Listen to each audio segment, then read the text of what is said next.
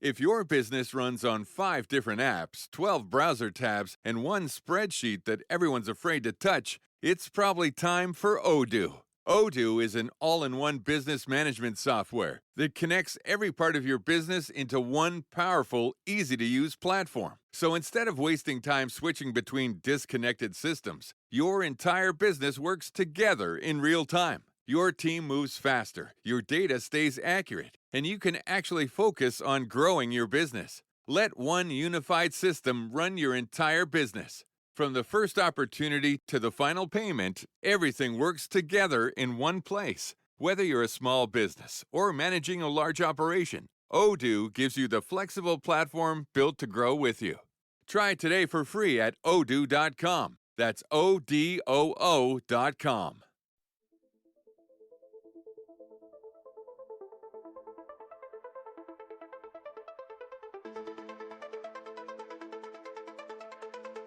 Hi, my name is Nikki, and I'm the daughter of a murdered woman.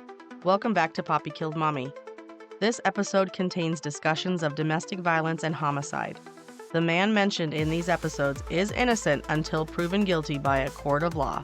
Listener discretion is advised.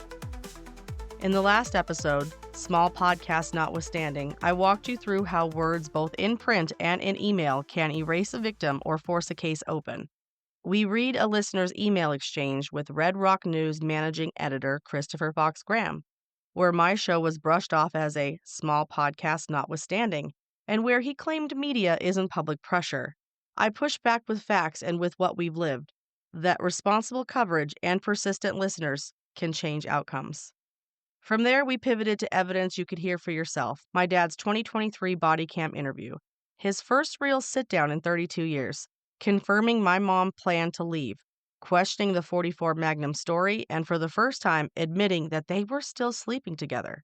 I never knew that. We then played a recorded call between my sister and the Sedona Police Department. Her anger, her leads, and her offers for help all blew me away.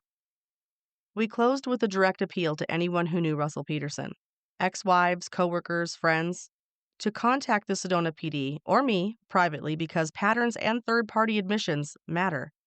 The takeaway: institutions haven't carried this case. Family and community have, and we are not letting silence win. But before we continue on with the timeline, I need to pause. I skipped something important. That spring, when my TikToks first went viral and podcasts started reaching out, one show in particular changed my life. Sipping on Some Crime. A woman went out for a walk scrolling through true crime podcasts with her earbuds in when she saw an episode title that stopped her cold. It had my mom's name on it, her best friend. She nearly dropped her phone. That woman was Laurie Swift. I remembered her immediately as Swifty. She was always around when I was a kid, and she's in so many photos I used to study from my mom's memory box. Frozen snapshots of friendship that had been lost to time. And in 2023, Laurie suddenly stepped back into my life. And not just as an old friend. Laurie became what I had been aching for my entire life. A mother figure. She's the one who checks on me, who brings me little care packages when I'm sick, who makes doctor's appointments and makes sure I take care of myself. For 30 years, I've carried an emptiness, searching for someone who could fill that hole my mom left behind. In Laurie, I finally found that peace. I got her in the studio a couple days ago and I asked her to talk about this, about her first finding me again, and this is what she had to say.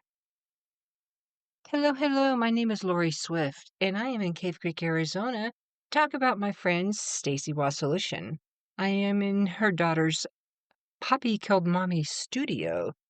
Nikki Lee asked me to tell a story about how we reconnected after many years. Last time I probably saw Nikki Lee was in mid-90s. And then one Sunday afternoon in April of 2023, I had my tennis shoes in my hand and I sat down getting ready to go for a walk. And I was scrolling new true crime podcast and I rolled upon pictures and names of who they were talking about. And I about fell over when I saw Stephanie Wasolution's name on Sippin' on Some Crime. I can honestly tell you that my heart palpitated really, really hard because the last name of Wassolution is not a very common name, especially with the first name is Stephanie. I was able to reach out to Stacy's daughter because we always called her Stacy. She hated to be called Stephanie. I reached out to Nikki Lee on social media. I think it might have been Facebook, if I'm not mistaken. I don't know for sure, but we reconnected, and I cannot believe that I met this wonderful woman, Erin, on just a fluke.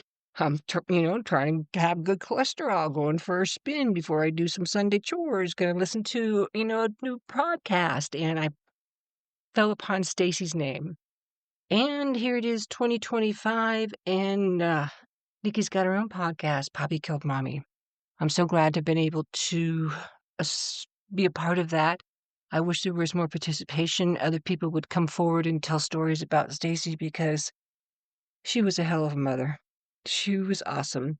And I don't think I went for a walk that day, but I connected with Nikki probably within 24 to 48 hours. We connected and she remembered me, and it's pretty cool. Pretty cool.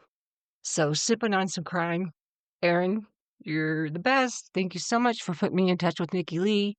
And Nikki, I'm so proud of you doing Poppy Killed Mommy. You're knocking it out of the park, chicka. And say it again in the back for those people who didn't hear you the first time. Your mama would never handle a gun, especially when she was inebriated.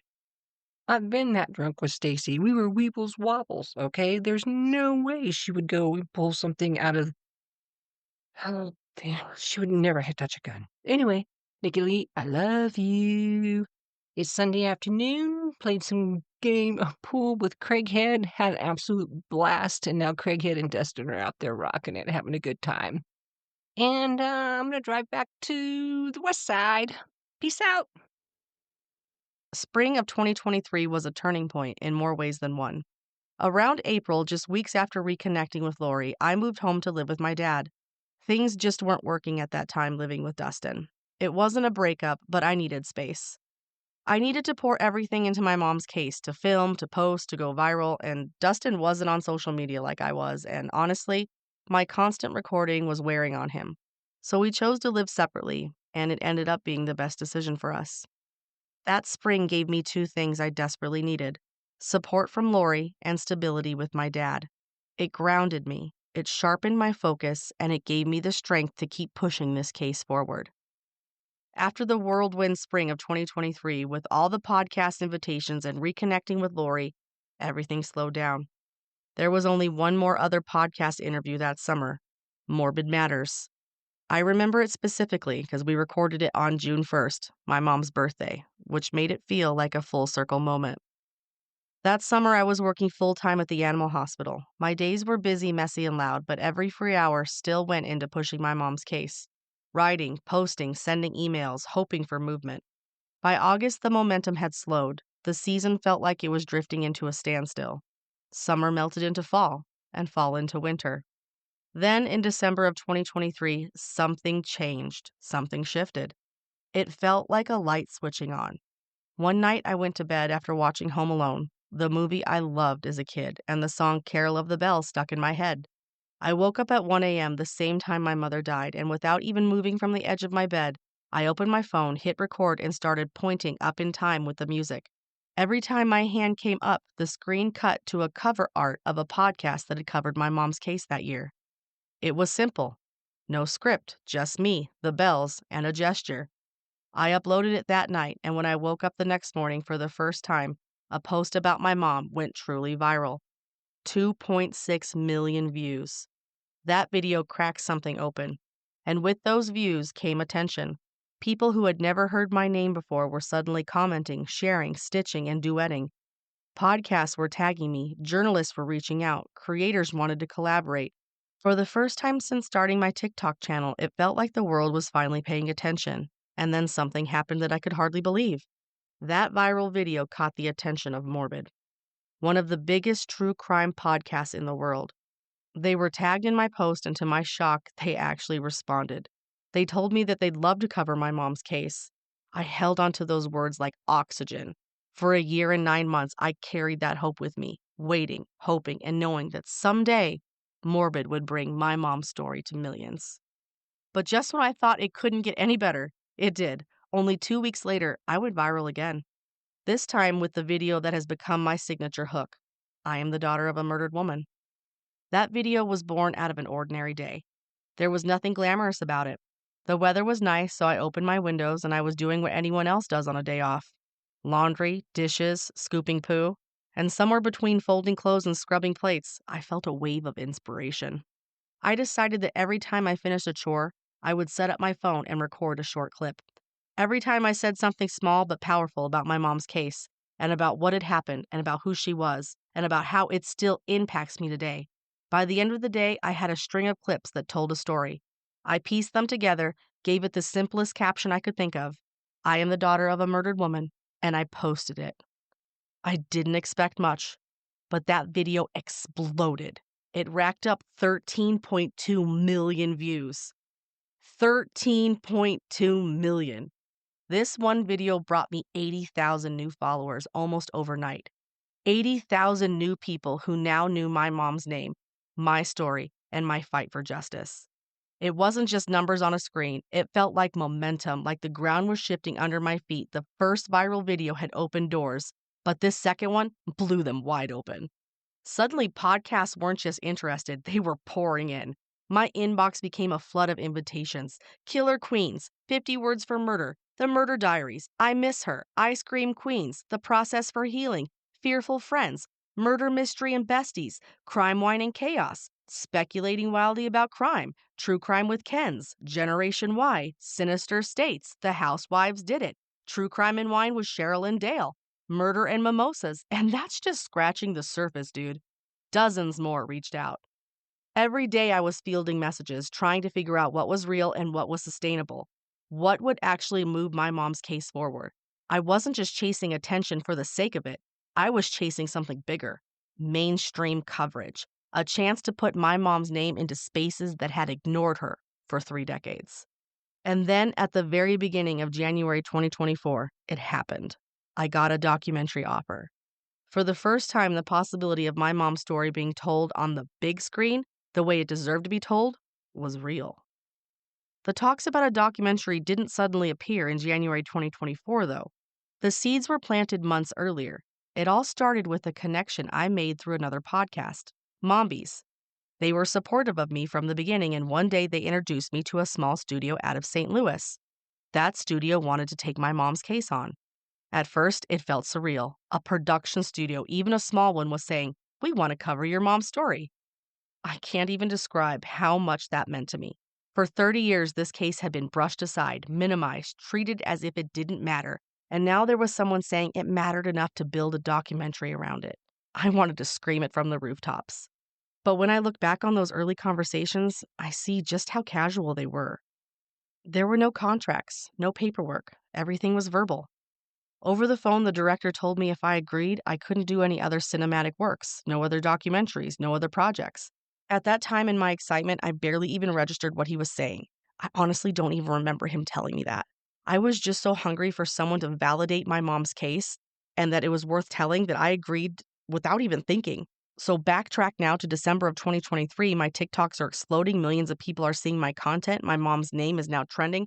Everything felt bigger than it ever been before. Suddenly, the documentary that had been in loose, casual talks for months was greenlit. They started moving around like it was real, booking plane tickets, scheduling travel, lining up the staff. And for the first time, I started to believe that this was really happening. This was my moment. This was my mom's moment.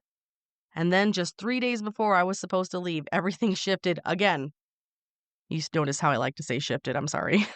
Ends up in my scripts a lot. Another production company reached out to me. Unlike the first, this wasn't a casual phone call. This wasn't just a, let's see if we can make it work. They wanted to sign me. They wanted to put it in writing with an actual document with contracts and signatures. This time it felt serious, professional, legitimate. They asked me the question I had been avoiding.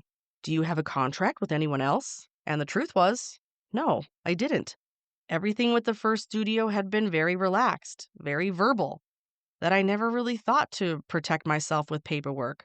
I told them the truth, that there was no contract, and immediately they said, "Good, we want to sign you. We want to make something with you." They talked about doing a multi-episode series, something that would dive deeper, spread wider, last longer. Not just a single film, but something expansive. And in that moment, how could I say no? After all those years of silence, of being ignored, suddenly 2 different studios wanted me? 2 different studios wanted her? I wanted them both. I wanted anyone to tell my mom's story. To me, one documentary wasn't enough. One outlet wasn't enough. This case deserves the whole world's attention. But out of respect, I contacted the original director right away. I told him I had signed with another production company, or I had told him that I wanted to sign with another production company. And that's when the hammer dropped. He told me flat out I couldn't do both. It was his documentary or the other one, not both. He explained that documentaries aren't like podcasts. You can't just tell the same story in a dozen places at once. You can't spread yourself around. It's exclusive. It's one or it's the other. I can't even describe the panic that set in. It was like my chest caved in. Here I was on the brink of boarding a plane, about to step into something I wanted for decades, and now I was being forced into an impossible choice, like a Sophie's choice. I didn't want to choose. I wanted both. I wanted everyone talking about my mom. I started spiraling. Full-blown panic attacks, shaking, crying. I picked up the phone. I called the director. I texted him, desperate for him to see my side, but he didn't answer. The silence broke me. I sat there with the phone in my hand, tears running down my face, feeling like I was being suffocated by my own hope. Later, he texted me saying that he'd call the next day, that there were no hard feelings if I chose to go the other direction. But the damage was already done. By then, I knew deep down, if he couldn't pick up the phone when I was crumbling, he wasn't the person I needed in my corner. For hours, my mind spun. I wanted both documentaries still. I needed both documentaries, but I was staring at an ultimatum. Choose the small studio or choose the bigger one. I kept thinking, why can't my mom's case be in both? Why can't it be everywhere? Why does justice have to be limited to one lens, one project, one company's control? After days of anxiety and tears and blowing up at everyone around me, after my body felt wrung out from panic, I realized maybe this was happening for a reason. Maybe I wasn't supposed to settle for small. Maybe I was supposed to step into something bigger. So I pulled out. 4 days later, I signed with the second production company. Together, we built a pitch deck. Together, we crafted a vision of a multi-episode series, something that could truly honor the complexity of my mom's life and her case. And then, they pitched it to major studios. It wasn't just a documentary anymore. It was the possibility of a series, a national stage, the kind of coverage my mom has deserved since 1993. And honestly, what would anyone else have done in my shoes? If you're given the choice between small, relaxed verbal agreement and a chance at something bigger, something real, something written in ink, wouldn't you take it? Hey, I'm running out to drop off a stack of letters and packages. Need anything shipped while I'm gone? Save the gas. Stamps.com lets you print postage and schedule pickups right from your desk. Sync your contacts into the address book, get detailed accounting insights, and get notified the moment your certified mail is delivered. All from my desk? All from your desk. Join the 4 million businesses using Stamps.com right now with code PODCAST and get your free welcome gift. Stamps.com, code PODCAST. Taxes and fees apply. By February 2024, rolling into March and springtime, it felt like momentum was still building. And then something happened that I thought would change everything. I was contacted by a producer for Ashley Banfield. Now, for anyone who doesn't know, Ashley Banfield isn't just another true crime podcaster or a small-time journalist. She's a nationally recognized television host, someone who has interviewed some of the biggest names in the world. Her platform could put my mom's story in front of millions of viewers at once. So when her producers reached out to me directly, I couldn't fucking believe it. The message was simple. They wanted to cover my mom's case, and in that moment, all I felt was relief. I responded right away and told them, yes, I would love to do this. I'll make myself available whenever you need me. At first, it felt real. It felt like it was happening. The producer and I, we began exchanging texts, little back and forth messages about timing, about scheduling, about what the segment might look like. Every buzz of my phone, every new notification, I would grab it with my heart racing, hoping this would be the message that gave me the green light. But as the weeks turned into months, something changed. Nothing was ever set in stone. I wasn't being scheduled. I was being strung along. I didn't realize it at the time because I was so excited, so hopeful, but looking back now, it was clear I was being kept on the back burner. This went on for months, and then months became a year, and then a year turned into nearly 2 years. 2 years of checking my phone, 2 years of waiting for confirmation, 2 years of imagining what it would feel like to finally sit across from Ashley Banfield and say my mom's name out loud on national television. 2 years of telling myself, just hold on for one more day. And here's the thing. I know for them it's just content. I know that they have to fill time slots and juggle cases. But what they don't realize is this. These stories are not just entertainment. These are people's lives. And when they reach out to a daughter like me who's been fighting for 3 decades to get her mom's case heard, and they dangle that kind of opportunity in front of me, they aren't just filling airtime. They're raising and then crushing hope. Because for me, that wasn't just another interview. That was the one chance in a million for people to hear my mom's story, maybe for the very first time. And for nearly 2 years, I believed it was coming. But it never did. The other thing that happened in this same time frame, that same spring, was something I could never have prepared myself for. I was at work in the middle of an ordinary day when I glanced down at my phone. Just a quick check between tasks, nothing unusual, but then I saw a notification that made my stomach drop. It was a friend request on Facebook from a name I recognized instantly, Russell Peterson. For a moment, I froze. I just stared at the screen, my brain struggling to process what I was looking at. The man who killed my mother? The man who tore my family apart? Who has haunted every single day of my life since 1993? Has just sent me a fucking friend request? At first, all I felt was pure rage. Pure, unfiltered fucking rage. The audacity, the gall. How dare he?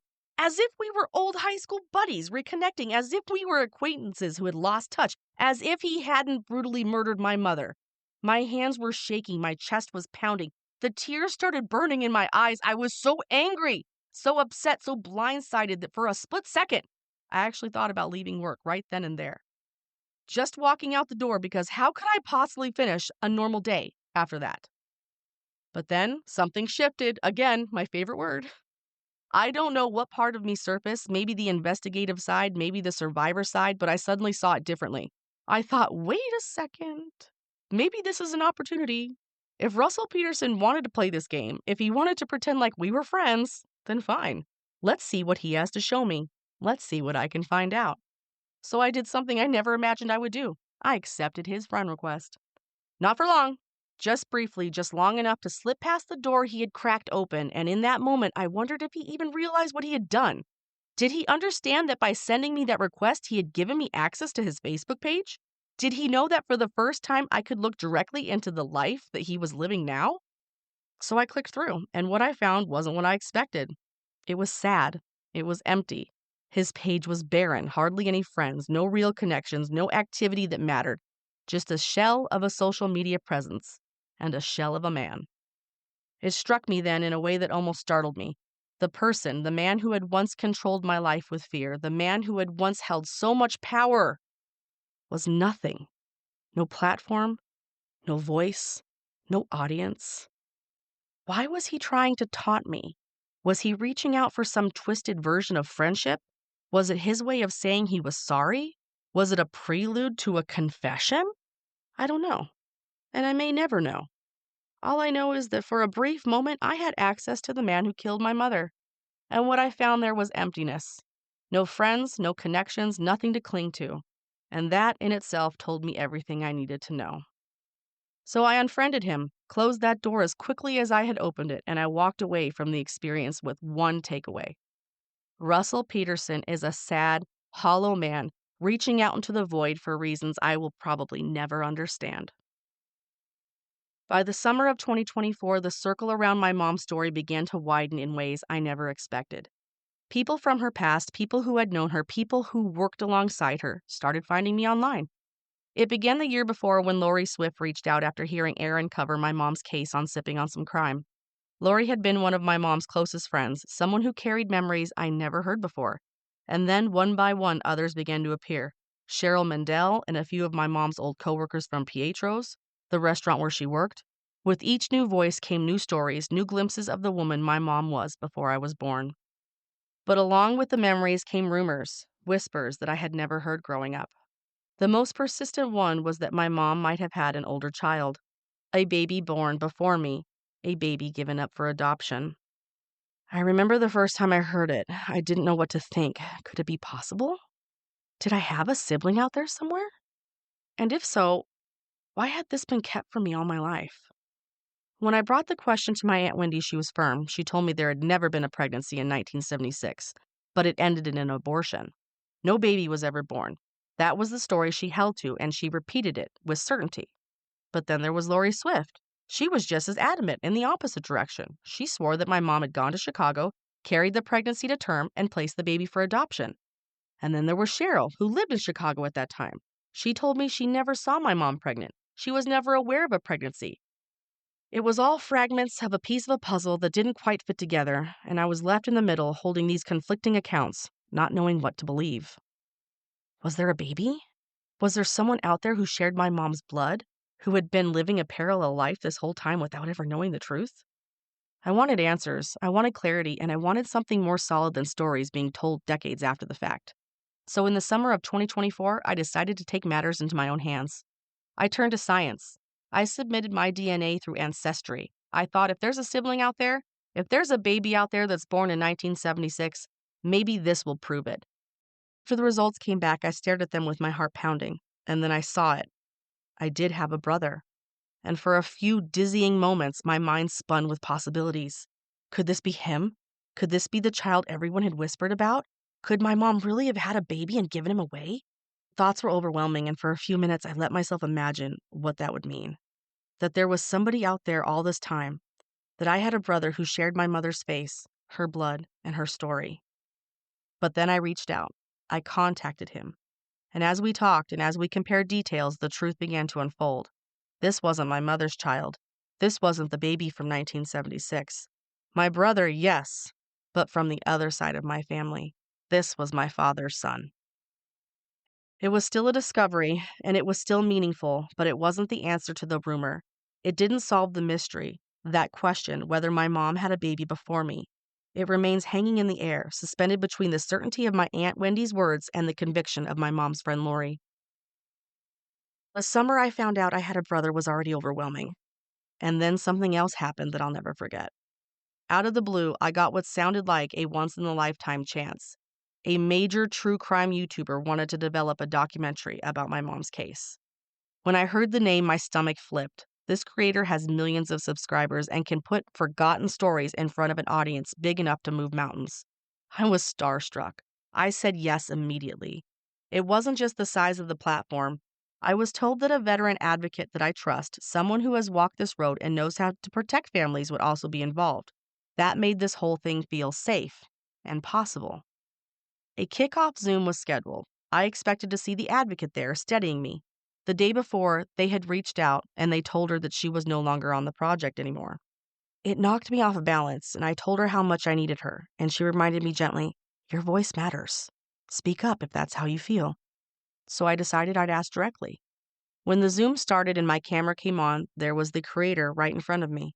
My heart pounded so hard I could barely hear my own voice. Still, I said in the first several minutes that I wanted my advocate included. The response was, "A misunderstanding," they said. We agreed to keep moving forward, and I ended the call committed, but shaky. I told myself I never wanted to feel that intimidated again. Afterward, I asked my advocate to serve as my point of contact for this production. Not to be difficult, but because I was overwhelmed.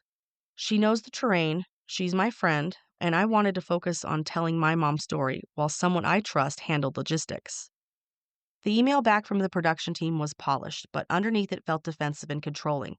They minimized my trauma as miscommunication, shifted blame onto the advocate, told me that other families had no problem with their process, and wrapped it in an ultimatum about trust. They then pulled back the big offer, the documentary. I sat with that for a couple days, replaying it and wondering what I did wrong. Then on the drive home from work one night, I decided I couldn't stay quiet. I pulled out my phone and I recorded a video message to that creator. It was raw and it was vulnerable, and I said how much it hurt that a documentary could vanish because I was too intimidated to speak directly, and how empty it felt to hear how amazing relationship with victims' families you have, when in the moment we needed help, the door was closed. To her credit, the creator reached out afterwards. She apologized for the miscommunication and said maybe we could still do something together. Not a documentary, but possibly a podcast or a video episode. She explained that her show reaches millions and could still make an impact. I told the truth. Whatever coverage you're willing to do, I'll take. I need help. A few days later, another email arrived, this time with an attachment, a contract. Now, I've been on dozens of podcasts, and never once have I been asked to sign paperwork just to appear as a guest. That alone gave me pause. But what stopped me cold was a non-disparagement clause, language that said I couldn't speak negatively about the creator or show. I had to ask my advocate what that even meant. When I understood, my stomach dropped. Why would I need to sign away my right to criticize someone simply to tell my mother's story? If your reputation and your relationship with families are so strong, why require them to promise they'll never speak critically of you? More than a year later, I still don't know why that contract was sent. I don't know why a non-disparagement clause was necessary for a single interview. What I do know is how it made me feel. Shaken, smaller, and unsure of who I can trust in a space that says it centers around victims' families. That documentary will never go through. Looking back, that summer was a roller coaster. The shock of being approached by this huge platform and the hurt of watching the project collapse. The disbelief of being handed what felt less like an invitation and more like a gag order. It was disappointing, but clarifying. Not every opportunity is what it seems. Not everyone who says they want to help is prepared to walk with you when it's hard. Here's what is certain. No matter who stays or who walks away, I'm still here, and I'm still telling my mom's story, and no canceled project can take that away. Everyone treats summer like it owes you happiness. Long days, pool parties, your best life on a loop. So what does it mean when you feel worse? The summer blues are real. It's why summer is one of the busiest stretches of the year for people starting therapy. Therapy is not only for when you're in crisis. Growth therapy is for all the moments when you decide you want more. More support, more clarity, more tools. Mental health isn't a destination you reach. It's something you build, and Grow makes that easier. Grow connects you with thousands of high-quality licensed therapists across the U.S., offering both virtual and in-person sessions, nights and weekends. You can search by what matters, like insurance, specialty, identity, or availability, and get started in as little as 2 days. There are no subscriptions, no long-term commitments. You just pay per session. Grow helps you find therapy on your time. The therapist you want takes your insurance on Grow. Grow accepts over 125 insurance plans. Sessions average $21 with insurance, and some pay as little as $0 depending on their plan. Visit growtherapy.com/booknow today to get started. That's growtherapy.com/booknow. growtherapy.com/booknow. Availability and coverage vary by state and insurance plan. That summer, while all of this was happening behind the scenes, my life shifted in another way. There's my favorite word again. I started teaching. Suddenly, my days were full of lesson plans and classrooms, and the hours I could devote to casework slowed down a little. I was still posting every day, still chasing the algorithm, still trying to keep the momentum alive, but the truth is, the viral lightning didn't strike again. I waited for the TV producers who had promised me soon we'll have a studio sign, soon your mother's story will finally reach the national stage. But soon stretched into weeks, and then months, and before I knew it, all of those promises had dissolved into more silence. Still, I didn't stop. Every single day, I made TikToks. I threw myself into trends, trying to ride whatever wave was floating across the platform that week. I made long monologues. I tried series formats.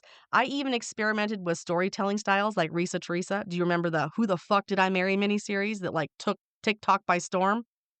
Yeah, I did that. Anything to catch attention, to break through, to pull people back to my mom's case. I built my own. I created a Daughter of a Murdered Woman miniseries, 20-something episodes, each around 10 minutes long. I poured myself into those videos, hoping that if just one struck lightning in a bottle, maybe one of those will. But nothing really ever caught fire like the original post from December of 2023. Nothing has come close. I felt like I was flailing in an endless void of social media, screaming into the universe and waiting for someone, anyone, to answer. And while I was struggling to keep up with content, behind the curtain, things were unraveling. Multiple documentary projects were falling through, News Nation, which I had hoped might elevate my mom's case, pulled back. Doors I thought were open slammed shut, and the silence grew louder. By the end of the summer, I was discouraged in a way I hadn't been since I started this journey. For a while, it felt like nothing was ever going to happen, like no one wanted to talk to me anymore, like the momentum I had built, the energy of those viral moments, had all slipped through my fingers. And all I was left with was the sinking feeling that it was all falling apart. When I was convinced no one was ever going to listen again, that's when the Texas dad lawyer fell into my life. I don't even remember exactly how it happened. I don't know if it was a mutual follower or a follower of mine or somebody who tagged him or one of his who stumbled across me. I don't know. But somehow, somewhere in that swirl of social media connections, we were linked. And Mike Hansen got curious enough to reach out. He asked me for a copy of my mom's case file, and of course, I sent it immediately. Within days, he had not only read it, but he was already making videos about it. And he didn't just make one video, he made a miniseries. Like 5 to 6 separate videos where he poured over my mom's case with a lawyer perspective. And here's the thing about Mike Hansen. He's not just a lawyer. He's been on both sides of the courtroom. He's been a prosecutor and a defense attorney. He understands the system from every angle. So when he dissected my mom's case, when he spoke on it, he wasn't speaking as a grieving family member. He was speaking as a professional, as someone with the kind of credibility and training that couldn't be brushed off. And in those videos, for the first time, I felt something I hadn't felt in 30 years. Validation. Real, undeniable validation. For so long, my family and I had been screaming into the void, saying the same thing over and over, only to be ignored, dismissed, or told that we didn't understand. But now, finally, here was someone with a law degree, someone with courtroom experience, someone who had absolutely nothing to gain, looking at the same evidence and saying the exact same thing that we had been saying all along. That meant everything. Mike wasn't being paid. He wasn't doing this for clout. He was just doing it because, in his words, it didn't add up. And for the first time, it felt like the world was hearing us through his voice. Mike Hansen became instrumental in pushing me forward. His analysis didn't just validate my family, it reignited something in me. It gave me a renewed sense of urgency, strength, and a justification to keep going harder, louder, bigger. For so long, Sarah had been nudging me, telling me I needed to start a podcast, and now, with Mike's voice echoing the same truths I had been saying all along, I finally believed it was time. So I went to my dad and I asked him a question that, looking back, feels like the beginning of everything. Could I turn my closet into a podcast recording studio? If I had to name 2024 in 3 words, it would be this: contracts, clauses, and zero coverage. Every door I thought was open wasn't. Every promise stretched into waiting, and the waiting stretched into silence. I kept handing people my mother's story with 2 hands, and somehow it slipped through their fingers and then through mine. I hit a wall, and on the other side of that wall was a decision: help myself. So I talked to my dad, asked him if I could turn my closet into a recording studio, and he said yes. We measured shelves and foam, argued about mic placement, and laughed about how we could be professional podcast studio builders. It all started in December of 2024, almost a year after that first viral moment. A year later, I stopped waiting for permission and I started building a room where my mother could be heard. That's what this show is, a room we built when the doors wouldn't open. I planned to have Mike Hansen on this episode, but I couldn't iron out the technical kinks in time, and I refused to waste his time or yours. So here's the plan. Next episode opens with Mike Hansen, his thoughts on my mom's case, what he sees, and what he can still do. After that, I'll take you into the build, how my dad and I turned a closet into a studio, and I'll bring this series to a close. If you felt the weight of today's story, here's your part. Keep Stacy's name moving. Share this episode with one person. If you knew her in Downers Grove, Phoenix, or Sedona, or if you knew Russell Peterson, send what you remember. Even small details matter to poppykilledmommy@gmail.com. If you have any information about the death of my mother, please contact the Sedona Police Department. The information will be in the show notes. Please contact the Yavapai County Attorney's Office and tell them to please present my mom's case before a grand jury of our peers.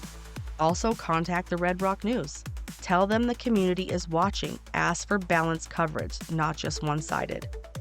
And if you work in media, if you know someone who does, podcast, YouTube, journalist, blogger, creator of any size, please share this story. If you have 1 follower or 1 million, I want to talk to you. It helps. Contact me directly at poppykilledmommy@gmail.com. And if you work in media, large platform or small, meet families where they are. Say yes or say no, but don't leave us in the limbo of maybe.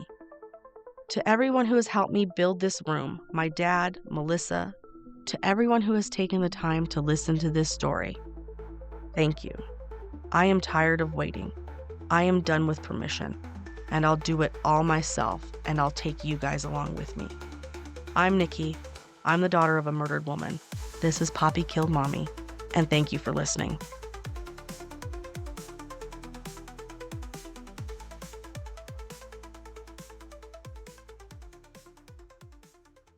When was the last time you felt in control of your business finances? Expenses tracked, invoices sent, taxes ready. That's where Found comes in. Found brings your banking, bookkeeping, invoicing, and taxes together in one simple app. Manage expenses, invoice clients, send payments, and prep for tax time right where you bank. Join the hundreds of thousands who have already streamlined their finances with Found. Open a Found account for free at found.com. That's FOUND.com. Found is a financial technology company, not a bank. Banking services provided by Lead Bank, member FDIC.